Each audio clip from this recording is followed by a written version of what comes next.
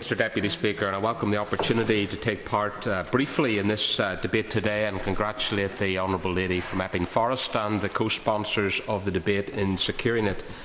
And I will be pleased, obviously, to go through the lobby this afternoon in support of the motion with parties on all sides of the House, because we need to send a strong message, I think, that in all parts of the United Kingdom we do believe that we are better together, and that this isn't just a question of us believing that Scotland is better than the United Kingdom, but that people in other parts of the United Kingdom want to see Scotland as part of the United Kingdom. So I take part in that spirit, obviously conscious that ultimately it is a question and a decision for the people of Scotland as to how they vote in the referendum that's coming up. Well said.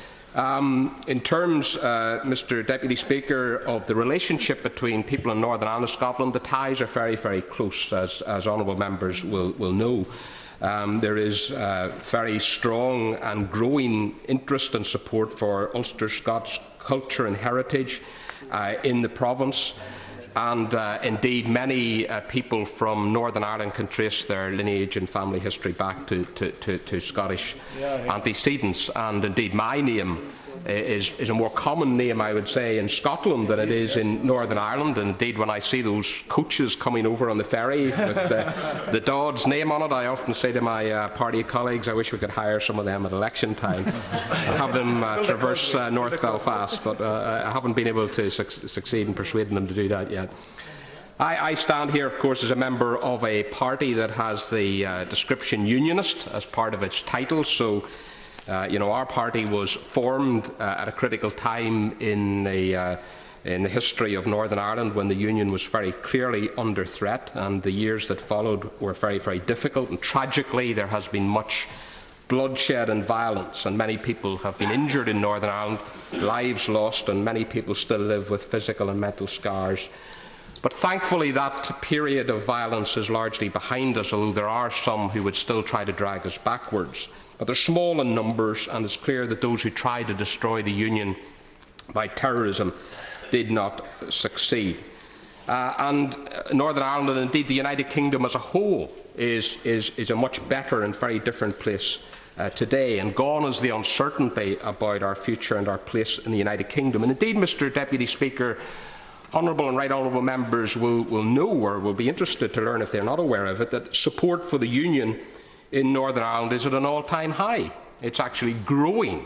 And a recent survey showed that even people who traditionally would have described themselves as nationalists, many of them now, indeed a majority, would, if there was a vote today, vote to remain part of the United Kingdom. Now, there are many reasons why there's growing support for the Union, not least the fact that the violence has diminished, that people feel that under the current devolution settlement, everybody has a say. People are, to a large extent, in control of many areas of policy. And they see parties and politicians, whilst they have their differences, and strong differences, sometimes illustrated in debates in this House, but they're working together for the betterment of all the people of Northern Ireland on the economic and social issues of the day. And I think it's important, therefore, that we continue to strengthen and maintain devolution and improve it where we can in Northern Ireland and elsewhere in the United Kingdom, because it is a dynamic and evolving thing, and we need to move it forward in that way. I give way to that. For giving way, I wonder how far the recognition of the benefits of being part of a larger union when the economic storm hit Ireland at the end of the last decade, what a role that plays in increasing support for the union. Well, the honourable gentleman makes a very important point, and I was just going to come on to that, because whilst there's the case in terms of devolution and people having a role in deciding issues in Northern Ireland, there's no doubt that the people who would have looked at one time to the Celtic Tiger and envied what was happening in the south have had, I think, a rude awakening as to the realities of the economic situation in the United Kingdom and in other countries in the EU, because it's quite clear that the massive economic boom that happened in the Republic was built on a number of factors, not least the property boom, and that has crashed very dramatically. And there's no doubt that people And I've heard this said many, many times by people who, as I say, would have traditionally been looking to the Irish Republic as their future, saying, where would we have been today had we been part of the Eurozone? Where would we have been today had we been part of a country like the Irish Republic, instead of having our fortunes tied in with a bigger country like the United Kingdom? And I think that that has been a very, very important factor in that. So who would have believed that, 20 years ago, that we would have been talking about the danger to the Union being coming from Scotland, perhaps, rather than from Northern Ireland? I heard the leader of Sinn Féin say that he was going to take his campaign for a referendum in Northern Ireland, for which there is absolutely no support, of course, although we don't fear a referendum in Northern Ireland. We have no issues about it. We know that overwhelmingly people would vote to retain Northern Ireland's membership of the United Kingdom, so we're not opposed to it for any reason of concern about what the outcome would be. The fact is, of course, that Northern Ireland, under the provisions of the legislation, that once you have a referendum, it then has to happen every 7 years, and we believe that that would be extremely destabilising and unnecessary. And when I hear Gerry Adams talk about the need for a referendum, of course, it's a long way from his cry that there would be a United Ireland by 2016. So, Mr Deputy Speaker, thankfully the future of Scotland and the debate around Scotland's future in the Union has never been tainted or stained in any way by violence and terrorism, and the debate is conducted in a peaceful and democratic way, and it will be decided through the ballot box. And as I say, we respect the right of the Scottish people to decide their future. But of course, it is right and appropriate that people from other parts of the United Kingdom should have their say as well, because we do believe that we are better off together. And I think that's an excellent campaign description. It's positive. It is something that I believe that people are responding to. And it's been stated not in an arrogant or aggressive way, but people are saying, look, we want you in Scotland to remain part of the United Kingdom. I gladly give way. I'm grateful to the honourable gentleman, and he mentions better off together. I think I heard that the Irish Republic's Agriculture Minister was at his recent party conference. Does he extend this ethos of better together to the Republic's Agriculture Minister, and would he like to be in the one state with the Republic's Agriculture Minister?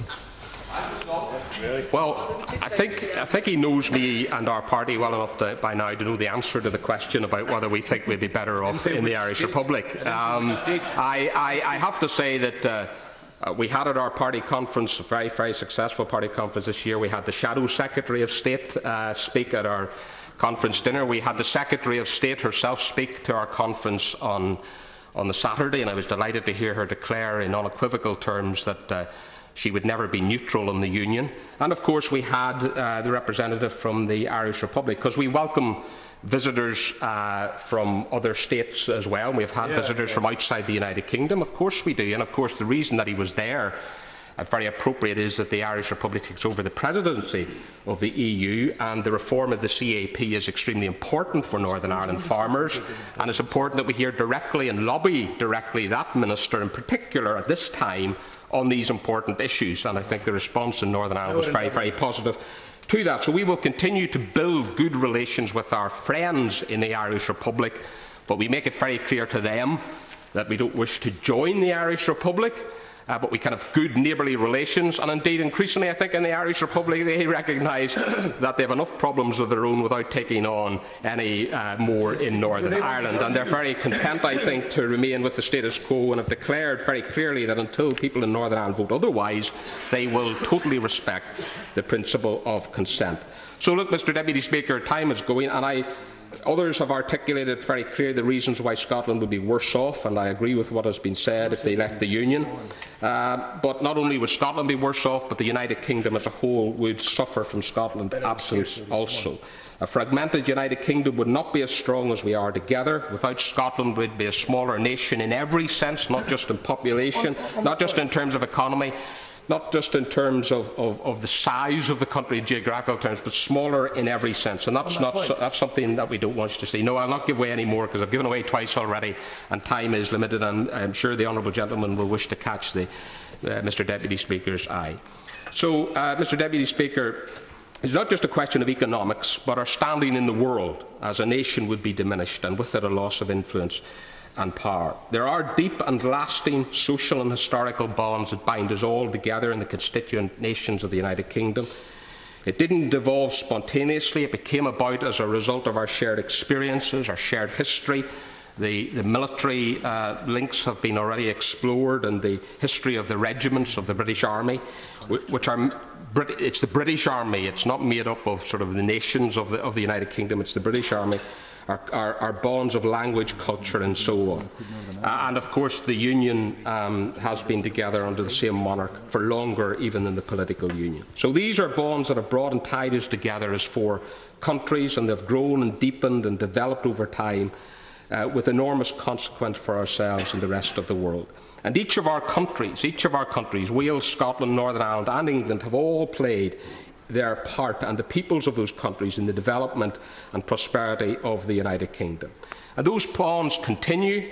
The contribution of Scottish people and business is still vital, I believe, and the Union remains of benefit for both Scotland and the United Kingdom as a whole. So I hope, Madam Deputy Speaker, that when the referendum is held, that the debate will be held in a spirit of constructive debate. Gladly, there will not be, as I say, the negativity that we have seen so often in Northern Ireland in terms of descent into violence and so on. But I believe very, very strongly that it is important that other members of the United Kingdom and people from all parts of the United Kingdom, whether it's London, the South East, whether it's Northern Ireland, Wales, the north of England, that we too need to say with respect, acknowledging that it's a decision for the Scottish people, but saying we want you to be part of the United Kingdom, we value your membership, and we feel that we would be poorer without you in the United Kingdom.